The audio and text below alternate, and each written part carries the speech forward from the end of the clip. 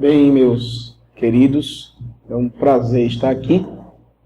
Para mim, sinto-me honrado em ter sido chamado para contribuir com o que tenho estudado nos últimos anos. E realmente o assunto político é bem instigante, muito bom. A gente não consegue, às vezes, medir a importância de um movimento.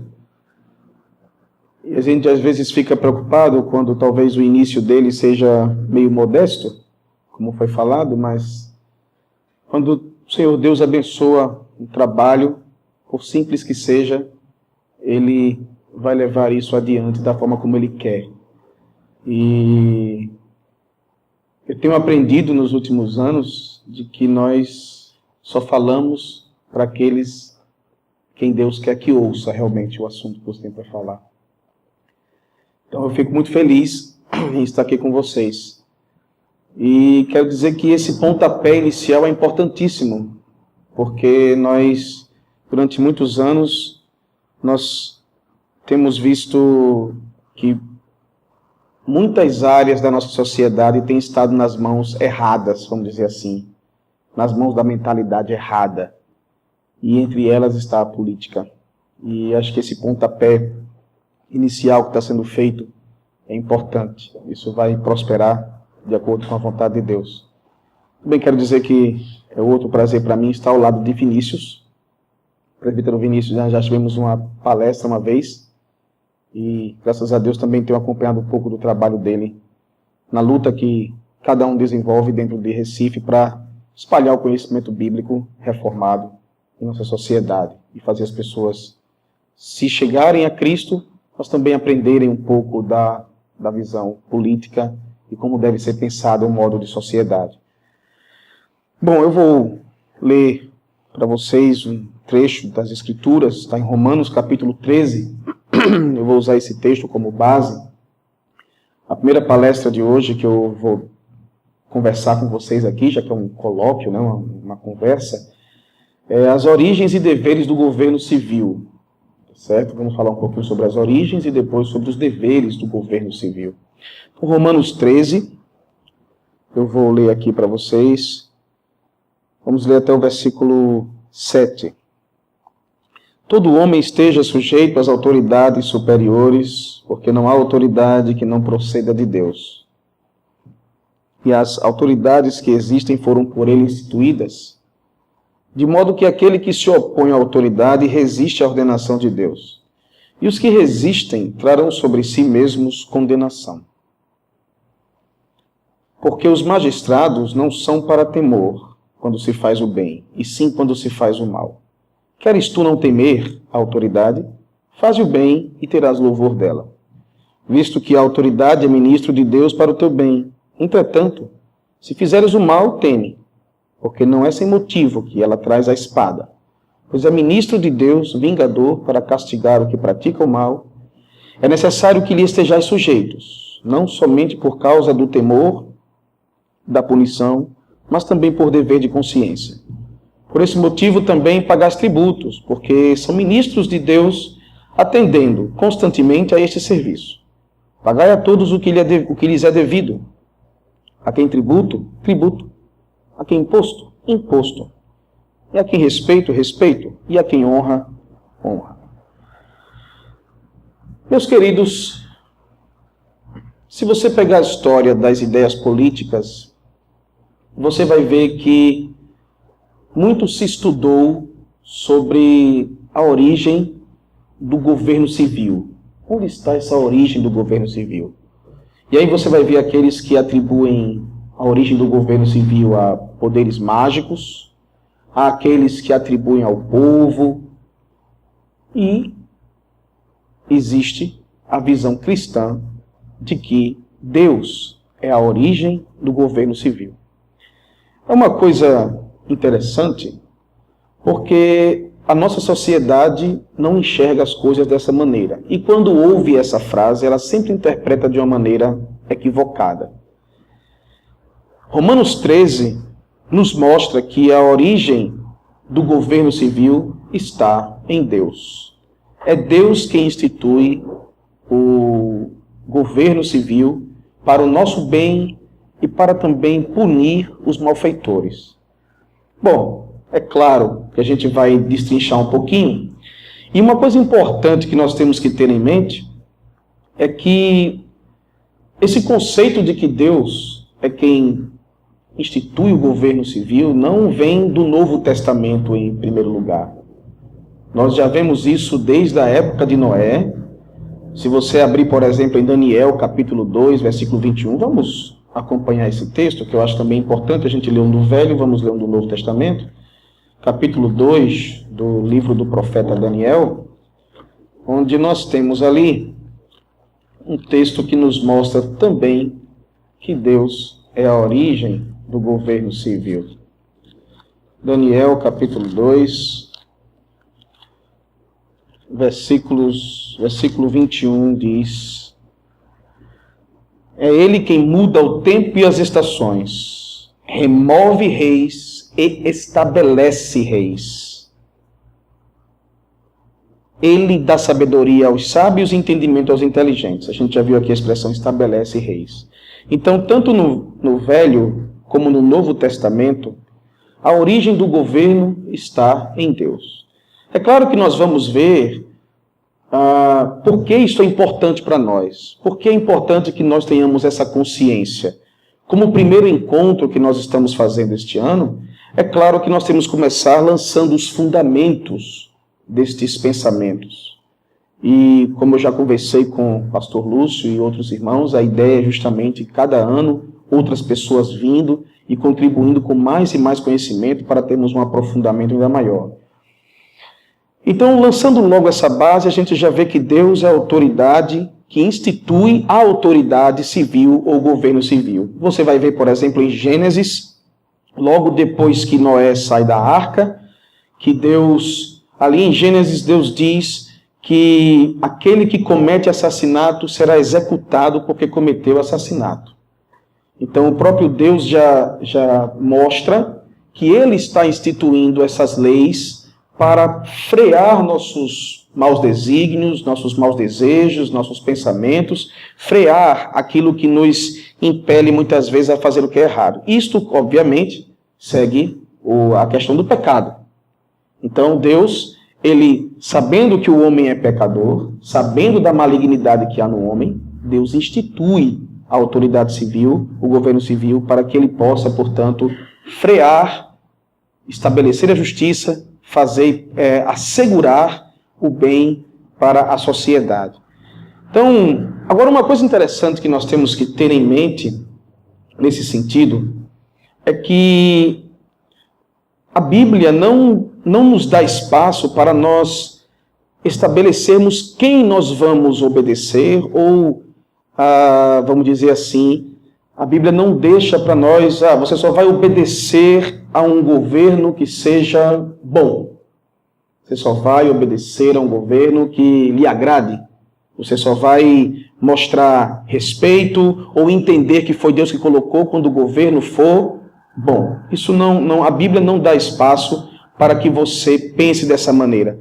Aliás, lembre-se que os contextos em que esses textos que eu li foram escritos, ou tiveram seu fato histórico ali estabelecido, eles foram estabelecidos num contexto em que grandes imperadores, muitas vezes donos de si, muitas vezes autocráticos, muitas vezes malignos, estavam no poder.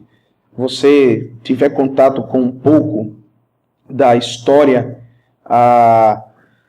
se você tiver um pouco de contato com a história da igreja, você vai ter isso bem estabelecido na sua mente, quando você vê a igreja tendo que se deparar, por exemplo, com imperadores terríveis logo no início dos primeiros séculos, as perseguições de Sétimo Severo, Diocleciano, homens que instituíram a própria lei da perseguição contra a igreja, e a igreja ainda assim mostrou respeito e reconhecia que quem estava instituindo aqueles monarcas, aquelas pessoas ali, era o próprio Deus. Isso é interessante porque Israel passou, pelo menos, por 3 tipos de governo. Israel passou pelo governo dos juízes, passou pelo governo dos reis, dos monarcas, quando chegou já perto da época de Cristo, E então não existe uma forma de governo em que Deus diz, essa você obedece e essa você não obedece. Ao contrário, Deus manda você obedecer, manda você respeitar, esteja sujeito, foi o texto que nós lemos em Romanos 13, esteja, pois, sujeito à autoridade civil, porque foi o próprio Deus que instituiu. Interessante isso, porque aí você pode dizer sim, mas isso no Velho Testamento, quando as coisas eram bem dessa maneira assim, eram mais rudes, né? Não estávamos numa época onde a lei imperava, coisa parecida, agora nós temos mais liberdade em Jesus Cristo, tal, coisa parecida. Bom, não é bem assim. Você vai perceber que o próprio Senhor Jesus Cristo, ele vai reconhecer o poder que os governadores da época dele tinham sobre a sociedade. Cristo em nenhum momento entendeu algo diferente disso. Você vai ver que você vai ter várias passagens em que o Senhor Jesus Cristo, ele mostra esse entendimento de que o governo que está diante dele naquele momento foi colocado por Deus. Pense, por exemplo, quando ele está conversando com o Pilatos, e Pilatos diz, você não sabe que eu tenho poder para te crucificar?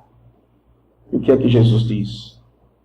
Nenhum poder teria sobre mim se do alto não te fosse dado. Então, Cristo reconhece que a autoridade civil daquele momento estava nas mãos de Pilatos. Cristo reconhece claramente que era uma autoridade vinda da parte de Deus. Do alto aqui, é Deus que deu a ele, a Pilatos.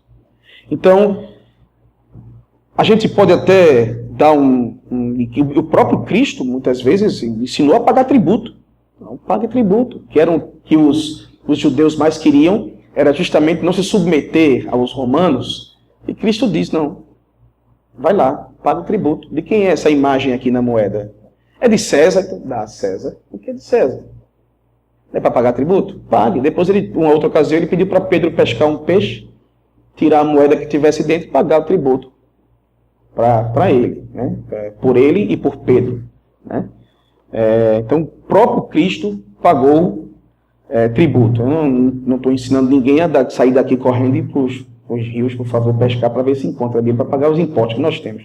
Né? A gente sabe que nós também temos esse dever, assim como Cristo também mostrou que tem. Cristo honrou as autoridades que estavam sobre ele, cumprindo assim o 5º mandamento, honra teu pai e tua mãe, estendendo isso, começando com os pais, estendendo aos governadores civis que estão sobre nós.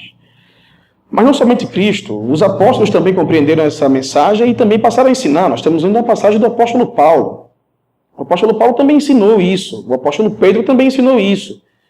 Se você pegar Atos dos Apóstolos, você vai ver que os apóstolos, em nenhum momento, eles incentivaram o povo a não reconhecer a autoridade do governo civil, não sendo vindo de Deus. Ao contrário, os apóstolos sempre mostraram respeito.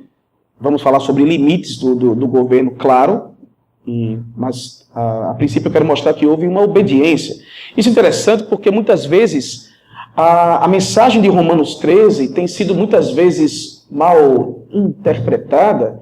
E se você vai, por exemplo, para uma academia, para uma faculdade sobre história, por exemplo, pega alguns livros de história, você vai ver que alguns críticos da igreja costumam dizer que é esse texto aqui que coloca geralmente a igreja numa condição de massa do Estado, massa de manobra do Estado.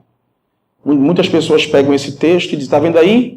Olha aí, a igreja ensina, porque isso é bom para o Estado.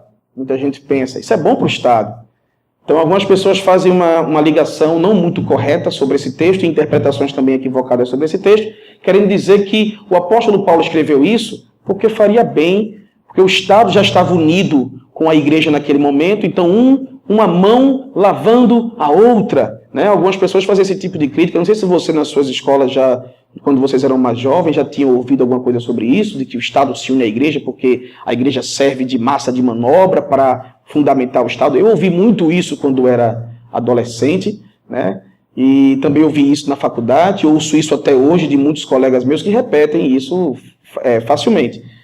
E até dizem assim, Jesus nunca ensinou isso, ele era um revolucionário, era uma pessoa que não se submetia. Né?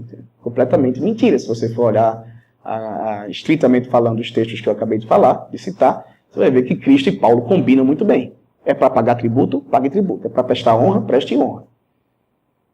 Então, não era porque o Estado estava se beneficiando. É verdade, ninguém vai negar isso, que quando a igreja se desvia, ela passa a beneficiar os maus governantes.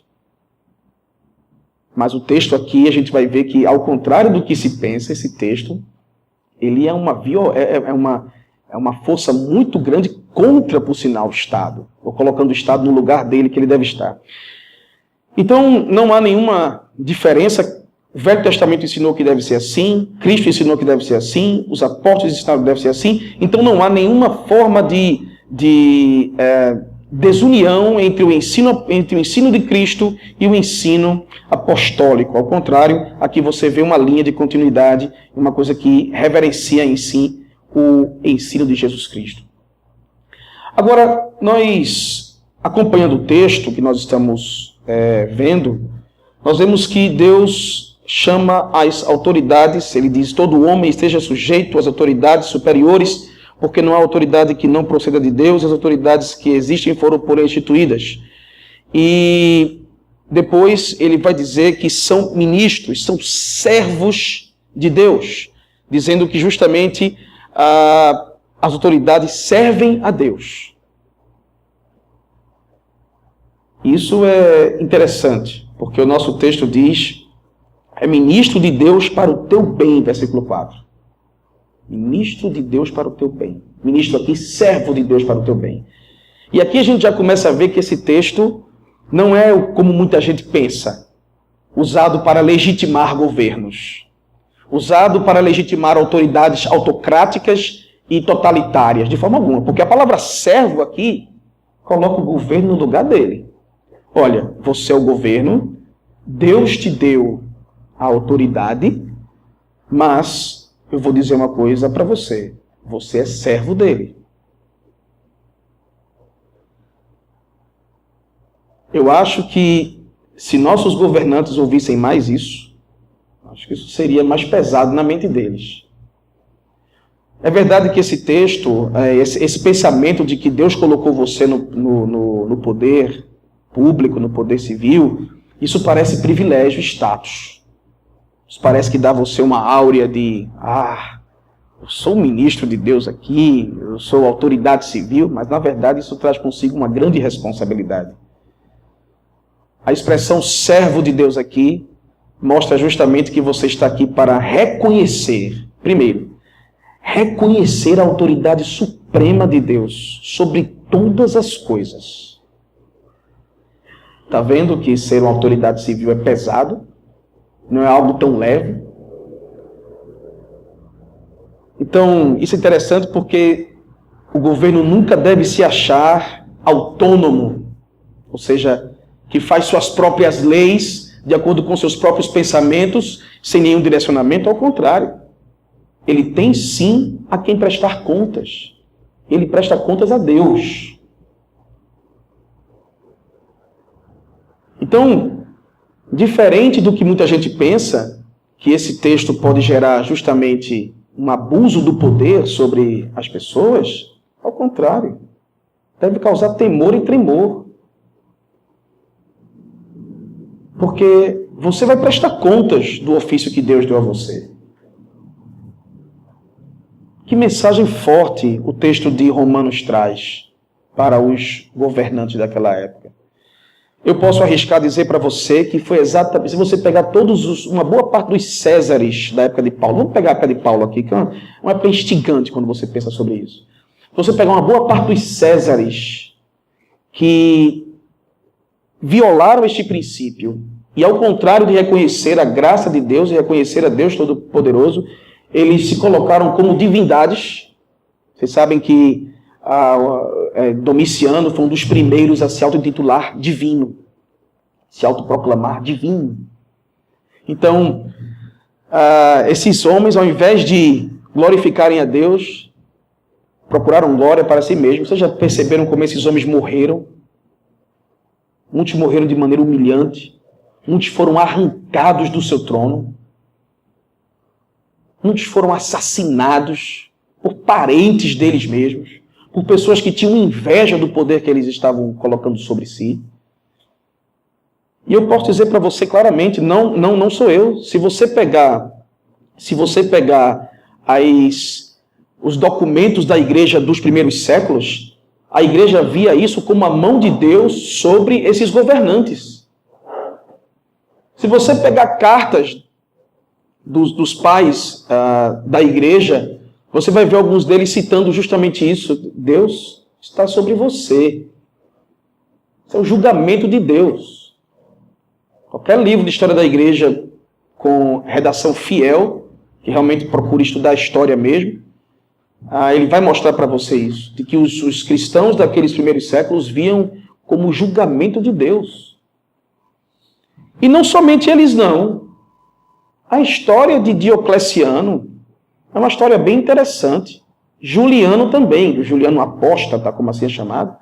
Diocleciano e Juliano morreu perseguindo a igreja cristã. Era tão perturbador aquele imperador que ao morrer, ele não disse outra coisa a não ser: tu venceste, Galileu. Até eles tinham consciência de que Deus estava julgando a vida deles ali. Então, antes de você pensar que esse texto corrobora, talvez quem lê muito Luiz Althusser, na faculdade tem muito isso, Luiz Althusser esqueci agora o nome do título da obra dele, mas o espírito da obra é falar sobre as manobras, né, as massas de manobra, os aparelhos que o Estado usa, e entre eles está a igreja. E acha que a igreja legitima tudo, mas se você for para as escrituras, a coisa é muito pesada.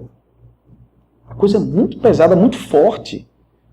Se você tem um livro que está esgotado, infelizmente, mas talvez você encontre num instante virtual, coisa parecida, a Bíblia inglesa e as revoluções do século XVII. Esse livro escrito por Christopher, depois eu digo o segundo nome dele. Esse livro fala exatamente como a Bíblia foi interpretada por muitos ingleses na época da Revolução Inglesa e que levou exatamente à decapitação do rei Carlos I.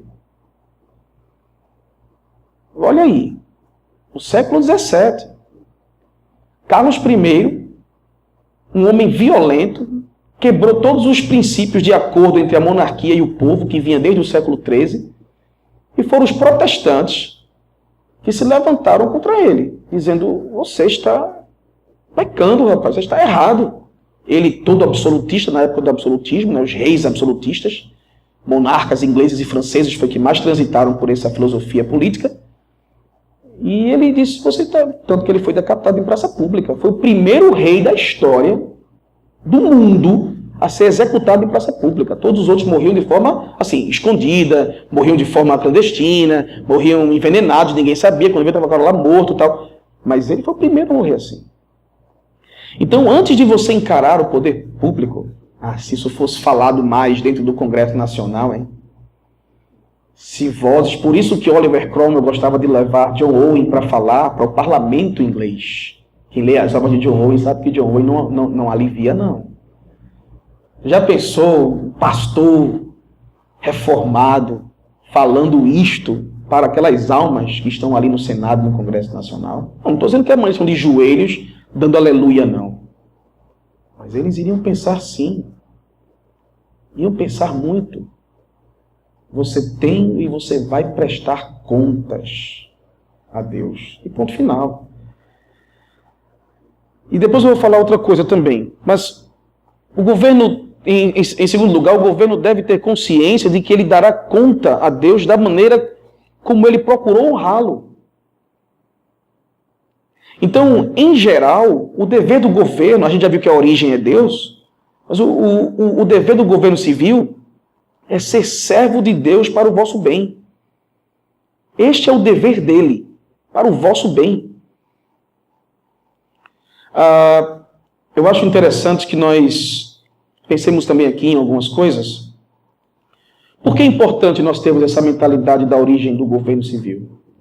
Porque nós somos muito influenciados pela visão greco-romana, especialmente a visão grega, de que aquele cara que está ali, aquela mulher que está ali porque nós colocamos ele ali. Então a primeira coisa que ele tem que fazer é honrar o povo que o colocou ali. E essa visão da democracia, radical, que é uma tradição que vem da Grécia, mas também do iluminismo. O iluminismo trouxe Jean-Jacques Rousseau trouxe essa filosofia radical da democracia. Ela é perniciosa. Porque o povo que acha que bota é o povo que acha que tira. Que causa tumulto e sublevações. Nós somos muito influenciados por uma tradição revolucionária de que o caos leva à perfeição social. De que é por meio do caos que atingimos justamente a elevação social. Essa é a visão marxista. A visão marxista, não só de Marx, tá? Marxista porque ganhou o nome dele, mas de outras tradições. De que pelo caos nós chegaremos a uma coisa perfeita. A ideia hegeliana, tese, antítese, síntese, né? A ideia de Hegel, que era uma ideia que fundamentalmente colocava o Estado como supremo nessa história. Então Marx pega essa ideia hegeliana, leva isso para a história, leva isso para a política e coloca, olha, se você quer ter uma paz, realmente uma coisa igualitária, coisa parecida, primeiro tem que vir a revolução. É a teoria da revolução. E isso causa o que na sociedade? Uma conturbação, uma desordem, algo ligado a essa natureza. E estamos nos sublevando contra quem, em última instância? Contra Deus. Não é assim que se resolve as coisas, nem é assim que se deve tratar as coisas. Então, nós como cristãos temos uma forma de ver diferente.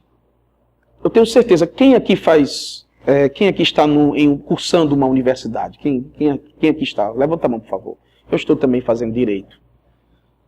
Eu gosto tanto de história que também migrei para direito. Então, algumas pessoas estão fazendo faculdade. A minha colocação sobre isso é que experimente dizer algo parecido com isso na universidade. Chega assim, o professor vai dizer para você lá, diz, não, o povo colocou, professor, eu tenho uma visão, pode falar bonito. Aí você vai ver, eu tenho uma visão da tradição político-reformada, escatológica, de que Deus coloca lá. Você falar em Deus, né? Deus colocou quem lá? É mesmo? Deus colocou Hitler? Aí começa logo a colocar essas coisas na sua cabeça para confundir você. Bom, o que a gente tem aqui em mente é que isso não tem nada a ver uma coisa com a outra. Nós estamos reconhecendo o fundamento da sociedade passa por esse viés, de que Deus instituiu e que esses governos têm o primeiro dever deles é para com Deus, depois o povo. Então, o dever dele é para o vosso bem. O governo deve procurar o bem-estar do povo e não o seu próprio bem em primeiro lugar. E aqui vem uma das consequências da visão democrática. Não só corrompe a visão das pessoas em relação ao governo, mas corrompe a visão do governo em relação também a si mesmo. Seja honesto. Você acha que o Brasil vive um governo que entende que ele tem um dever para com Deus em primeiro lugar? Seja bem honesto. Onde é que você percebe isso? Na forma como eles se postam diante da sociedade. Na forma como eles se colocam quando eles mexem com o bem público, quando eles beneficiam amigos, quando eles perseguem pessoas, quando eles usam a legislação para perseguir grupos ou coisa parecida. Então você percebe que a mentalidade deles é completamente diferente. Mas por quê? Porque a mentalidade deles está vazia deste parâmetro de que você tem um dever para com Deus. Em primeiro lugar. E nós sabemos também, o texto diz que ele está lá para o bem. Para o teu bem. Eu estava lendo o livro de um pastor reformado lá no Canadá, e ele pega a expressão teu bem, que o apóstolo Paulo está escrevendo aqui, e ele diz que é para o bem de todos. Todos os cidadãos. Todos. Não é para o bem somente de um grupo, ou para seu bem em primeiro lugar, mas para o bem de todos. Por que isso chama minha atenção e eu quero chamar sua atenção?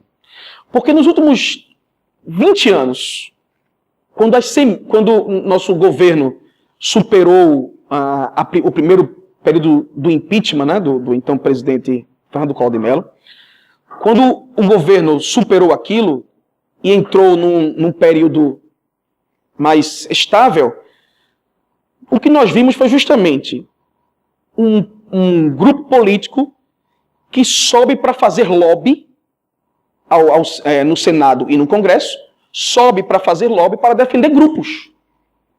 E ao defender grupos, cria leis jogando grupo contra grupo. É o resultado do nosso país. Então, o governo está lá para o bem de todos. Quer que eu dê a você um exemplo? No ano 2003, no ano 2002, o governo do presidente Fernando Henrique estava para assinar o PNDH3, o Plano Nacional de Desenvolvimento Urbano 3, mas ele não assinou. O governo não estava mais tão bem diante das pessoas, e ele passou essa batata quente para o governo Lula, que assinou o documento do PNDH3. E o PNDH3 trazia, entre seus planos de direitos humanos, de que a invasão de terra não era mais crime. Você pode baixar esse documento pela internet, está lá em PDF. Foi por esse documento que a nossa ex-presidente foi chamada pelo CCJ para responder por este documento. Neste documento diz que invasão de terra não é crime. Eu estou jogando quem contra quem aqui? Eu estou promovendo o bem dos donos de terra? Não. Eu estou promovendo o bem de quem? De um grupo que pode invadir e sair de lá ileso. E se a polícia fizer alguma coisa, é crime que a polícia fez. Vocês não têm visto isso? Eu tenho visto isso na sociedade brasileira. Eu nem preciso chegar tão próximo a outras leis que envolvem questões raciais, que envolvem questões sexuais. Eu nem preciso chegar a isso. Está claro que o nosso governo tem jogado com a população desta maneira. Não procura o bem de todos. É para o teu bem, o bem de todos. Então, não vamos entrar, não quero discutir, não é o propósito discutir algumas coisas, mas quando nós vemos um grupo sendo beneficiado, um grupo tendo a proteção do Estado, isso já é uma semente que mais na frente, veja, nós não somos imediatistas. Nós somos pessoas que pensamos no presente, mas que também raciocinamos quanto às consequências das ações do presente para o futuro. É claro que, no momento, talvez uma lei que foi lançada, ela é ótima. Está muito oba-oba nessa lei. Mas nós temos que pensar daqui a 10 anos, daqui a 5 anos, daqui a 8 anos, daqui a 15 anos, quais são os frutos dessa lei. Então, quando nós pegamos as leis que foram criadas para proteger grupo X, grupo Y, grupo Z, naquele momento foi muito bom, foi uma plataforma política, poxa, muita gente aplaudiu, mas com o tempo isso foi fazendo o quê? Gerando conflitos. Porque fulano pode e o outro não pode. Fulano tem direitos que o outro não tem direitos. Não que eu esteja defendendo uma sociedade onde você só busca seus direitos e não tem deveres. Não é isso. Mas eu estou colocando que, se somos todos cidadãos de um mesmo Estado, se somos todos contribuintes de um mesmo Estado, se somos todos regidos por uma lei maior, essa lei tem que ser para todos. Simples. Então nós entendemos que o governo, a visão cristã, qual é o dever do governo, pelas Escrituras, é fazer o bem a todos. Agora veja, para o teu bem, no versículo 4, ele diz, aí depois ele entra logo em seguida, entretanto, se fizeres o mal, teme, porque não é sem motivo que ele traz a espada. Então, falamos a origem, falei um pouco das atribuições do Estado e agora estou falando de outra atribuição, assegurar a justiça. Preste atenção, eu falei assegurar. Por que eu falei assegurar? Porque a justiça não vem da mentalidade dos homens. A gente entende que a justiça vem de Deus em primeiro lugar. Por que eu digo isso? Porque se nós entendermos que a justiça vem das mãos de Deus, nós automaticamente iremos seguir a lei de quem? Ou os princípios da lei de quem? De Deus. E por que eu falo isso? Porque, por exemplo, nós não podemos relativizar o termo justiça. Nós não podemos relativizar o termo justiça. Na Alemanha nazista, bater em judeu era justo. Perseguir judeu era justo. Na China comunista, você perseguir cristãos e entregar cristãos era justo. No governo de Diocleciano, ele instituiu a entrega mesmo. Você entregava quem era cristão. Você entregava e você era obrigado a entregar. Olha, eu quero avisar que tem um vizinho meu chamado Abrão, ele é pastor. Ele é cristão. Logo você, né, pastor? É obrigado a entregar. Isso era justo. Estou relativizando. Aqui a gente está vendo a relativização da justiça. Então, quando você pega esse termo, por exemplo, assegurar a justiça, o governo vai estabelecer, ou melhor, ele vai assegurar uma justiça que já está pressuposta neste mundo. E que é uma justiça que tem a ver com Deus. Então, isso é importante, é outra atribuição do Estado. Tanto é que o texto diz que ele carrega a espada. Vocês sabem que a espada já era símbolo da justiça há muito tempo. Então o apóstolo Paulo pega emprestado o uso da adaga, conforme alguns relatos que eu li, o uso da adaga como um instrumento de poder do Estado para mostrar que o Estado carrega a justiça, para mostrar que ele traz um instrumento que traz punição. E a punição aqui seria a morte mesmo.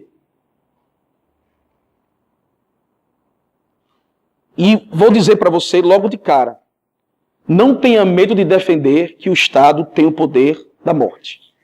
Não tenha esse medo. Se você quer defender, se você entende que deve defender isso, você não deve ter vergonha nem medo. Não tenha. Porque senão você vai se ver obrigado a ter vergonha do Deus do Velho Testamento, que sancionava isso. Não tenha vergonha. Eu sei que nós vivemos numa época de direitos humanos, acordos, leis, coisa parecida, que procura beneficiar o humano, tal. Eu sei que há esse espírito, e isso pode muitas vezes parecer rude. Pode parecer que você é Bolsonaro. Pode parecer que você é um cara, sabe aquele cara que não pensa em ninguém, só pensa em si, tal, coisa parecida. Não é bem assim. Não tenho medo nem vergonha de dizer. Agora também saiba defender porque você defende a pena de morte. Saiba explicar porque você defende a pena de morte.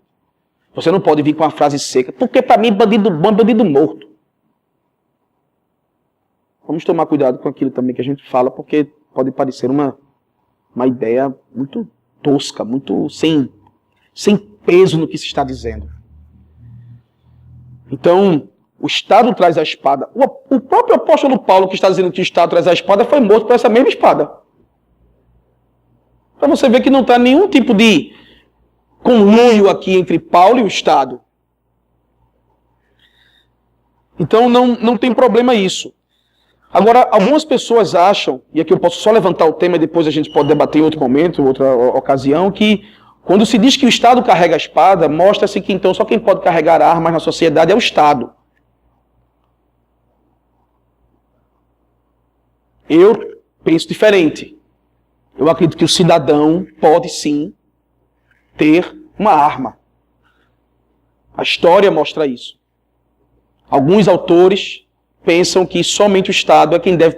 Paulo disse que o Estado era quem deveria carregar a arma. Ele traz a espada, não o cidadão.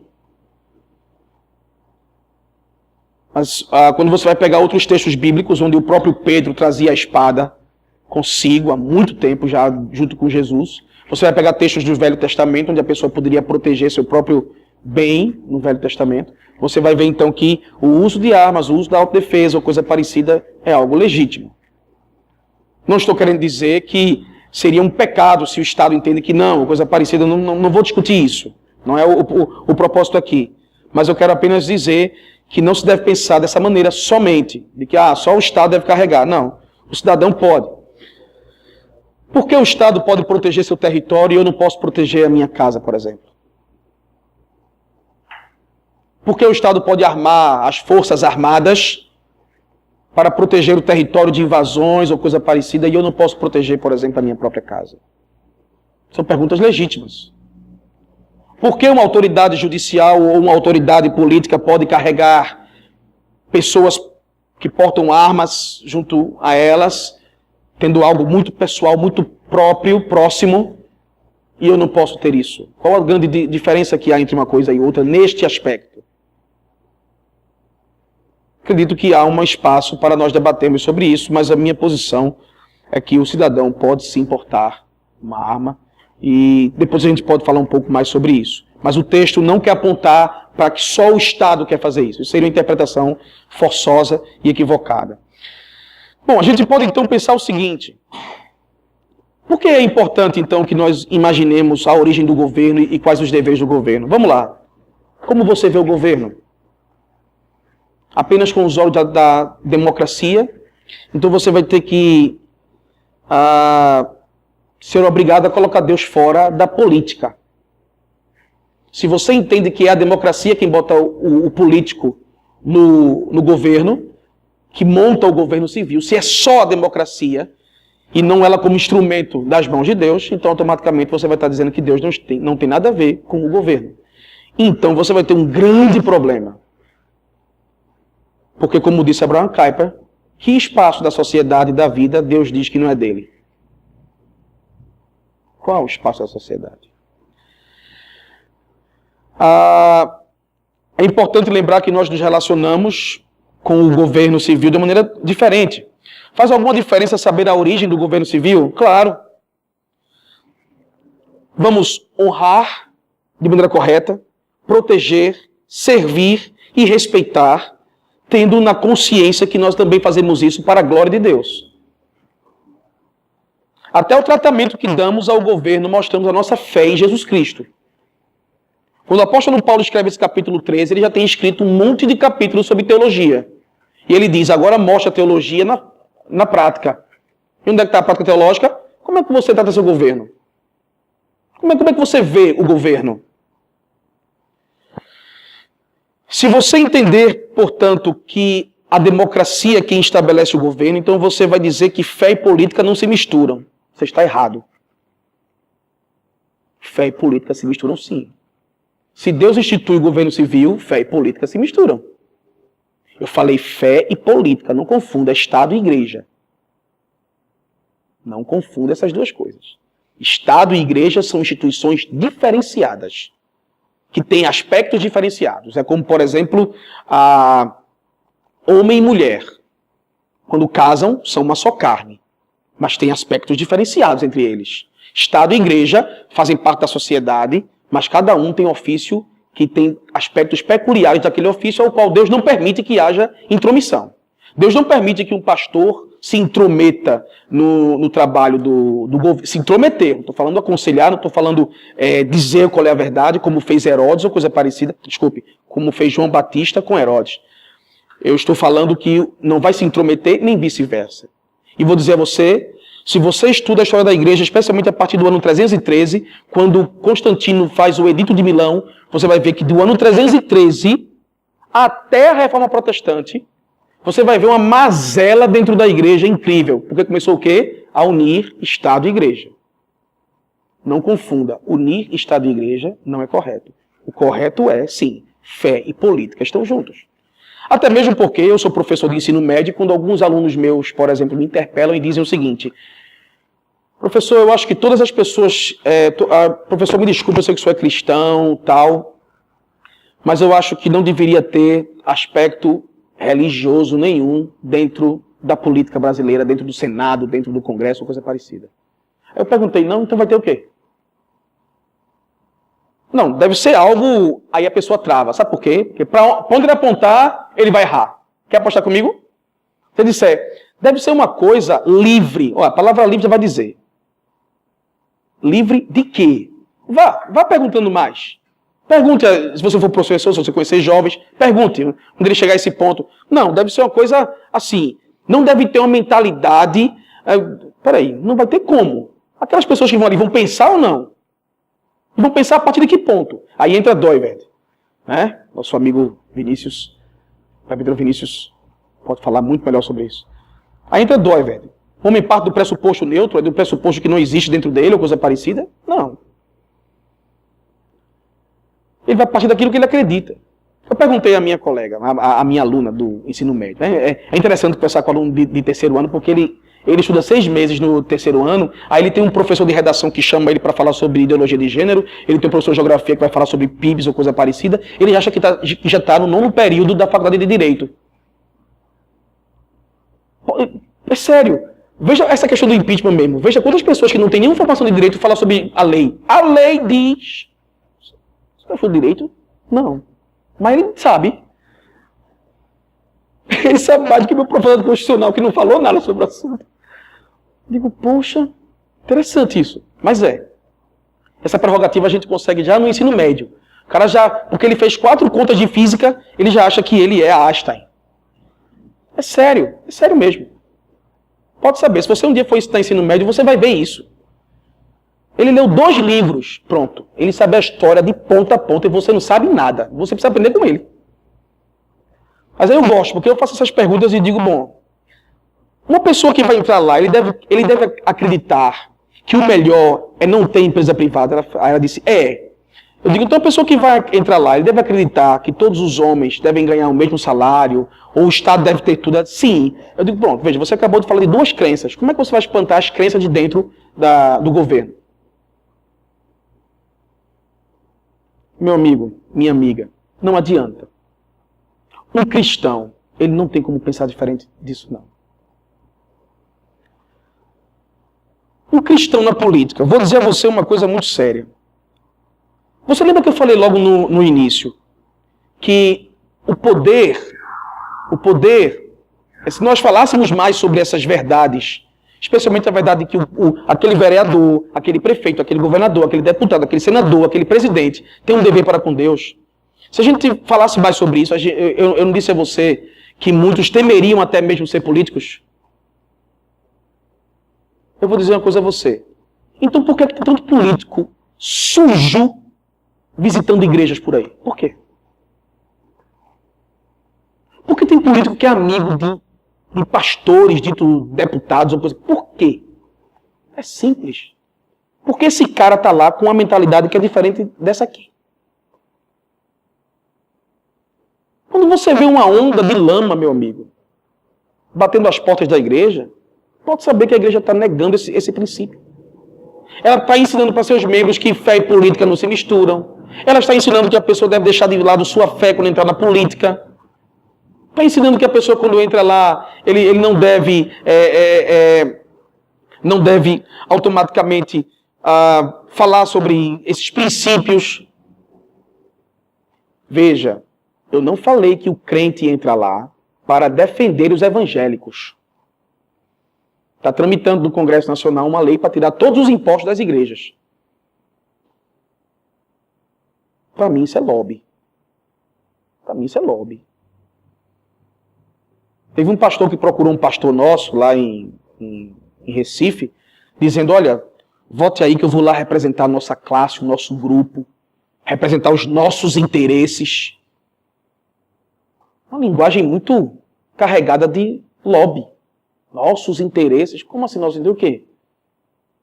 Qual é o interesse do crente? A glória de Deus. Não precisa de qualquer crente, pessoal dele não.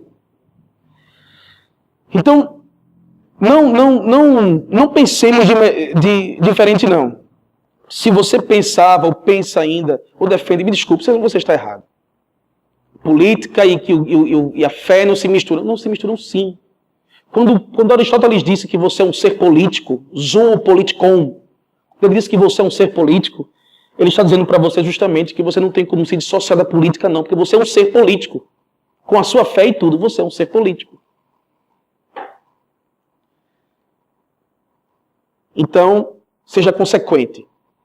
Se você acredita que o ser humano deve entrar na política, mesmo cristão, e negar a sua fé, as suas bases de fé, então você vai ter que admitir que quem faz a política ou é Satanás ou são os homens. Admita logo. E diga a Deus, olha, na porta do Senado o senhor não pode entrar. Ele é o Rei dos Reis, Senhor dos Senhores. Ele está acima deles. Foi ele quem disse o filho de Nabucodonosor, eu julguei o teu reino. Você acha isso fantástico? Eu julguei o teu reino. Você pensa que eu estou esquecendo de você? Eu julguei teu reino. Então, automaticamente, nós sabemos, portanto, que o governo civil tem origem em Deus e tem essas tarefas de criar, de assegurar a justiça para o bem, punir os malfeitores, estabelecer o bem para todos. Não deve, de forma alguma, buscar grupinhos em que ele vai se sentir bem e que ele tem um dever primário de honrar a Deus e glorificar a Deus. Só uma pergunta. O que fazer, então? Será que os cristãos devem... Se já encerrou, vou terminar com essa pergunta, tá bom? O que fazer? Será que os cristãos devem, então, aceitar todo tipo de governo? Será, então, que o cristão vai fazer o seguinte? Se o governo for instituído por Deus, então tudo que ele fizer é legítimo. Melhor dizendo, está legitimado. Então a gente deve obedecer às cegas. Porque a gente pode confundir o texto, quando fala resistência aqui no apóstolo Paulo, e entender que nossas ações vão ser uma resistência ao Estado. Por exemplo, se o Estado disser, nenhum crente vai ao domingo para a igreja. E os cristãos têm por natureza dito, o domingo é o dia do Senhor. Desde a época dos apóstolos e depois deles. Se o Estado disser não, a igreja deve fazer o quê? Não, se eu me colocar contra, eu vou estar resistindo ao Estado. Não, não é isso. A igreja tem o dever de obedecer em primeiro lugar a quem? A Deus. No momento que você obedece a Deus, você não está resistindo ao Estado. Ao contrário, o Estado é que está resistindo à verdade, não você. É ele quem está resistindo a Deus. E não você. A resistência que o apóstolo Paulo fala é quando nós nos insurgimos de maneira violenta para querer tirar toda a força e estabelecer quem nós quisermos no poder. Não. Isso não. Ainda que João Calvino reconhecesse que Deus usa a sublevação. Deus usa. Mas cuidado. Usar agentes humanos não vamos dizer assim, não é legitimar as ações deles. Não confunda as duas coisas. Então, João Calvino dizia que Deus fazia isso. Deus realmente usa as sublevações, as revoluções, Deus usa. Mas não é os cristãos não são chamados a fazer isso. Os cristãos são chamados a obedecer em primeiro lugar a Deus. E essa obediência a Deus é o que vai fazer com que ele realmente não se submeta ao Estado, quando o Estado quer impor sobre ele uma lei que não combina com a verdade de Deus. Aqui nós temos alguns pastores, e esses pastores, ministros da palavra, daqui a algum tempo pode ser proibido dizer, por exemplo, que o homossexualismo é pecado. Eu sei que na mentalidade as pessoas já condenam essa frase, mas não é ainda sancionado em lei ou coisa parecida, não tem isso. Como é que esses homens vão resistir? Vão para frente do Congresso Nacional jogar pedra lá e tirar o Senado? Não, eles vão resistir dizendo que é. Vão resistir até o fim. Como foi que os cristãos resistiram aos imperadores romanos? Se ajoelha aqui e diga que eu sou seu imperador. Eles se ajoelhavam. Agora diga que eu sou seu senhor. Mate, morro. Mas você não é meu senhor, é ponto final. A prova disso é que eu vou morrer. Então, nós mostramos que não concordamos com o governo obedecendo a Deus. Esse deve ser o princípio que deve nos nortear. Sempre. Então, a origem do governo civil está em quem? Em Deus. A democracia pode ser o veículo, a hereditariedade de uma monarquia pode ser o veículo, talvez uma sublevação que Deus tenha usado pode ser o veículo que Deus tenha usado para colocar quem Ele quer no poder, mas a origem está em Deus. E isso vai mudar toda a nossa postura. Inclusive, como nós, por exemplo, criticamos nossos políticos. Muito cuidado como você critica seus políticos, porque também você deve honrá-los, porque eles estão ali pela vontade de Deus. Mas quais são as tarefas do governo? Fazer o bem a todos, facilitar para que esse bem cresça e punir os malfeitores. Com isso, peraí, irmão Fernando, você está dizendo que é só isso? E peraí, casa, comida, água, roupa lavada, o Estado não tem que fazer isso também não? Não. O Estado deve assegurar as relações humanas que promovam isso. Mas só isso. Eu não encontro base para um Estado que vai dominar até a quantidade de filhos que eu tenho. Vá brincando com o Estado. Vá dando a ele. Daqui a pouco ele vai dizer até que ele vai ser o próximo marido de sua mulher quando você morrer. Vá brincando com o Estado. O Estado é capaz de fazer as coisas mais loucas que você pode imaginar. Vá brincar com ele. Nunca queira um Estado que vai resolver seus problemas. Nunca queira. Porque é isso que ele quer de você. Ele quer que você se submeta a tal ponto. Ok. Eu acredito o seguinte. O governo civil, ele tem um dever para com Deus e para com o próximo. Assim como todo cidadão também tem. Então, o governo civil, ele tem o dever de promover toda a lei de Deus. Vou tirar a palavra promover, mas ele tem que assegurar os princípios que dela são retirados. Por exemplo, eu sou amplamente contra o Estado convocar concursos públicos no dia do Senhor. Não estou dizendo que um crente não possa ser convocado e tenha que estar lá. Eu sou amplamente contra o Estado fazer isso. Para mim, os serviços mínimos somente de necessidade deveriam existir. Então, para mim, pegando esses princípios que também honram a Deus, também glorificam a Deus, o Estado deveria facilitar e deve assegurar que essas verdades também sejam vivenciadas na sociedade. Eu sei que algumas pessoas, eu sei que há um amplo debate, eu citei um exemplo. Eu sei que há um debate sobre o exemplo, mas eu não quero pegar o exemplo para a gente debater. Eu estou falando que, para mim, o Estado tem a obrigação de usar tudo. Tirar os princípios dos 10 mandamentos. Então, vamos pegar, por exemplo, a questão do serviço de culto, por exemplo. O Estado deve assegurar a liberdade que a igreja tem de cultuar a Deus. E não se intrometer ou dificultar para que isso exista. Ele deve assegurar, deve manter isso aí. Agora, o Estado, ele não tem uma religião oficial. A gente sabe que o Estado não é composto por uma religião oficial.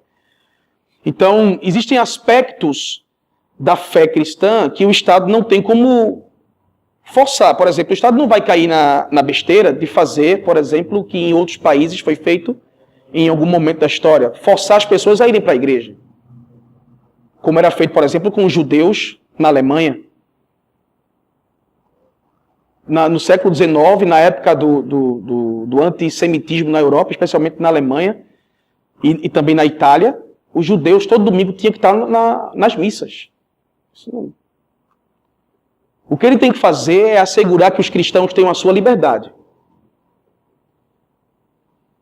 Então, nesse aspecto, eu entendo que não há mandamento que ele não vai poder... Por exemplo, casamento. Por que o Estado vai facilitar o divórcio de uma maneira tão brusca como ele tem feito no nosso... Casa hoje ou sai para amanhã? Por que o Estado vai fazer isso? Por que o Estado vai facilitar, por exemplo, uniões que não passem pelo Instituto do Casamento? Por que ele vai fazer isso? Por que ele vai favorecer essas coisas? Então, o Estado tem que honrar a Deus nas suas colocações, dentro daquilo que ele vai fazer, dando a Deus a glória que lhe é devida. Isso não é criar um Estado teocrático.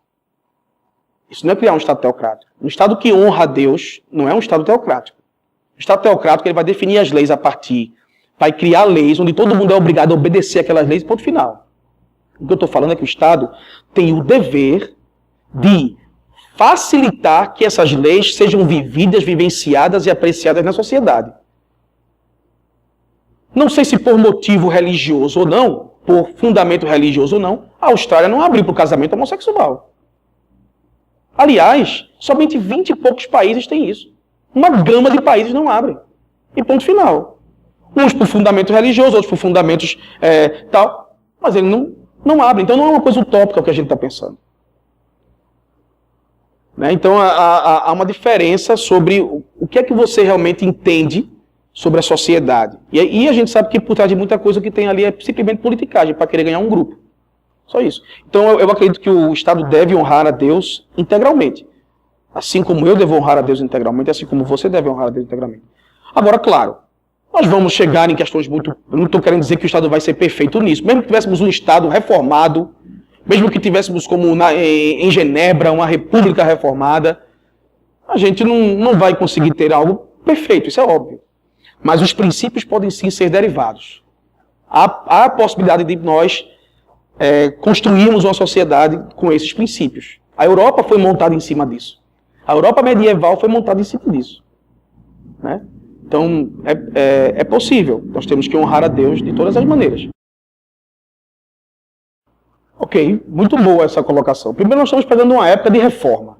Uma época de reforma não tinha todas as respostas possíveis.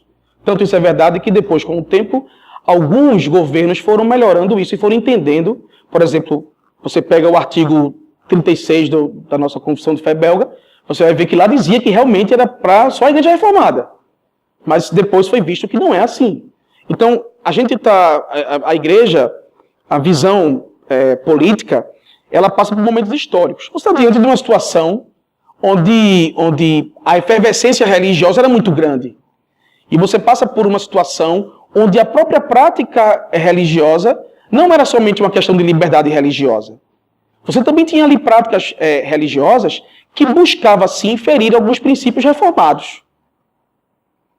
Então, alguns católicos queriam impor de goela abaixo também ao Estado o que eles pensavam.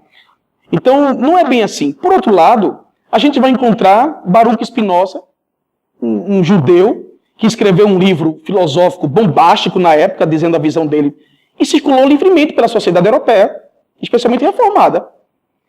Então, a igreja, ela vai oscilar, sim, quer dizer, o Estado vai oscilar, mesmo quando ele tem essa capacidade. E de onde é que vem a visão do Estado sobre isso? Quem é que está ali para dizer ao Estado, você está errado? A igreja. Então, se por um lado a igreja foi intolerante em algum momento com a religião X, Y, Z, isso é uma falha. Por outro lado, você vai ter da parte dela uma tolerância intelectual, onde, por exemplo, arminianos e calvinistas trabalhavam juntos em várias áreas da sociedade holandesa. Eles tinham problemas teológicos, tiveram um sinal de Dort, mas eles trabalhavam juntos, um servia ao outro, um era chefe do outro. Eles trabalhavam, viviam bem na sociedade europeia. Ou não era assim? Claro que era. Então, e você está vivendo num período de reforma. Então, as coisas estão crescendo, as pessoas estão desenterrando um monte de coisas. Né? Se você for pegar debates internos, você vai ver isso. Bom, então, quando você fala o bem, veja que eu falei que você vai tirar princípios. Israel não era regido só por princípios. Quando você volta para o Velho Testamento, você vai ver que Israel era regido, tinha os princípios, mas tinha leis específicas para Israel. Que quem estava lá tinha que cumprir. Mas quando você chega no Novo Testamento, você tem princípios. E quando você sabe que o princípio da fé cristã é o princípio de que você é cristão por consciência, e não por uma questão apenas de forçação, de que você é porque tem um dever para com o Estado, então se o Estado vai forçar a pessoa a ser um cristão, ele não está fazendo bem, está fazendo mal. Ele está criando justamente falsos cristãos para a sociedade. Então há de se pensar também por esse lado. Então, pega o aspecto da reforma, tira o fogo que está ali, é um fogo ali muito grande, pessoas morrendo, perseguições, você tem pessoas querendo sublevar-se contra o Estado, pessoas querendo impor. A gente sabe que Genebra, a gente sabe que a Holanda tinha sido escrava da Espanha durante muito tempo, e agora estava livre. Então, automaticamente, já no final do século XVI para o século XVII, você vai ter uma Holanda que está se estabelecendo como nação livre. Então isso vai trazer problemas ali, claro, com certeza. Está na época da guerra. Na época da guerra a gente sabe que a coisa não funciona como um país estável, onde todo mundo está sentado, discutindo. O que é que você acha? Como é que a gente vai fazer isso? É o fogo da aprovação naquele momento. Então eu enxergo por esse lado. Como também enxergo que princípios da lei de Deus são princípios. Então o Estado tem que estudar esses princípios, o Estado tem que saber esses princípios. O Estado deve honrar a Deus integralmente. Porque senão a gente relativiza o que é fazer o bem. Por exemplo, o Estado pode pensar também que apoiando o aborto ele está fazendo o bem. Vai ajudar mulheres que não têm desejo por essa criança, vai diminuir a pobreza, tal, coisa parecida. Não é bem assim que a gente deve pensar, né? Então, a gente tem que imaginar em que época as pessoas estão vivendo e como elas podem funcionar. E que o Estado vai falhar nisso. Eu estou falando do princípio. O Estado tem que honrar a Deus integralmente.